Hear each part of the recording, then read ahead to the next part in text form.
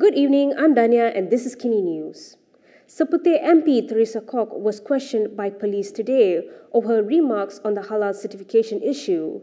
She held a press conference later to share her views on the issue. This is what she said. Teresa Kok has defended her views over the halal certification issue. In a press conference after being questioned by the police today, she said the remarks were a response to the statement from the minister in the Prime Minister's Department for Religious Affairs, Mohd Na'im Mokhtar. Teresa reiterated that as an elected leader, she has a responsibility to voice out the grosses and views of her multiracial constituents, which led her to urge the government to reconsider the proposal. She added that she had no time to bring the matter through internal channels, as Prime Minister Anwar Ibrahim had suggested. Kenyataan asal daripada Menteri Agama itu sebenarnya telah pun menyebabkan banyak pihak rasa sudah pun mereka ada tindak balas mereka dan mereka rasa tidak puas hati. Itu sebab kalau anda rujuk kepada media sosial saya memang nak minta kerajaan mengkaji semula cadangan ini kerana saya tahu ini akan mendatangkan banyak masalah khususnya kepada pengusaha restoran yang kecil yang mana mereka yang proses pensijilan itu memang ambil masa yang sangat panjang dan melibatkan kos juga. She also stressed that she had never questioned the status of the halal certification, the Islamic Development Department, or disrespected Islam.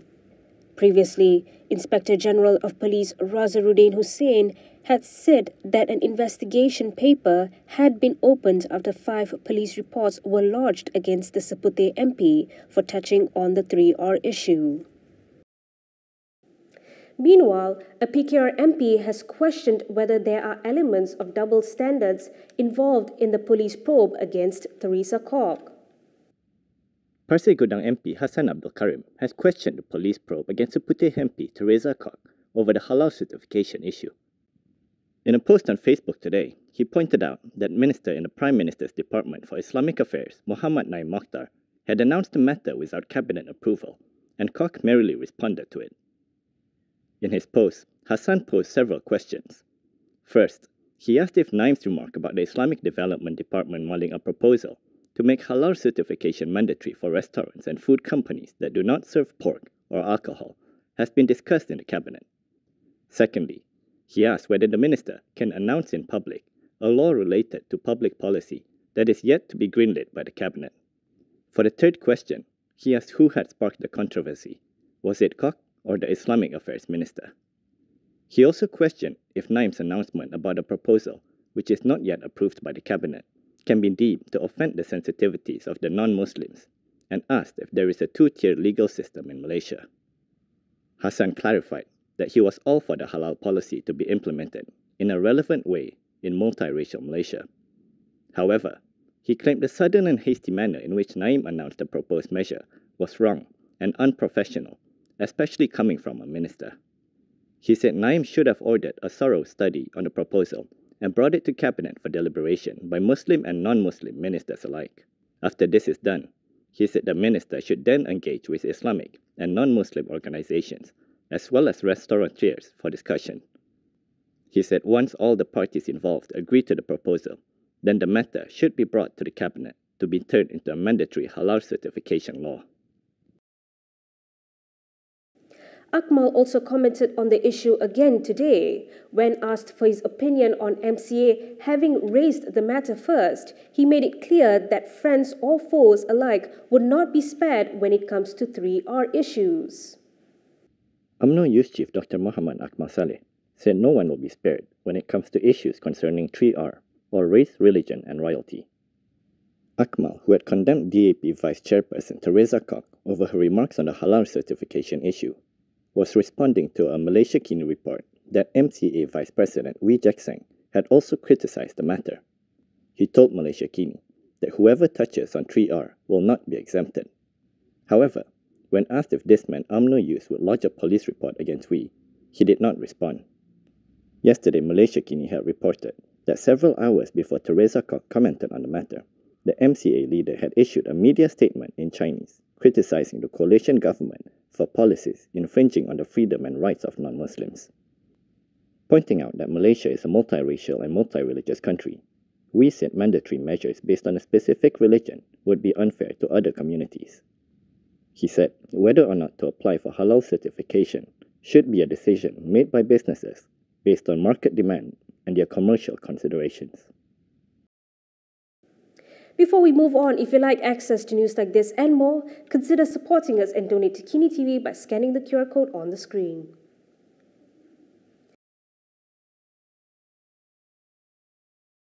Blogger Raja Petra passed away in the UK last night. According to reports, he died from a blood infection that spread to his lungs and later to his liver.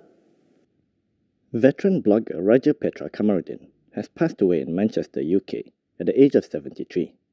According to news portal Free Malaysia Today, his brother Raja Idris said Raja Petra died at 11:26 p.m. UK time on Monday, September 9th. Raja Petra, widely known as RPK, was twice detained under the Internal Security Act in 2001 and 2008.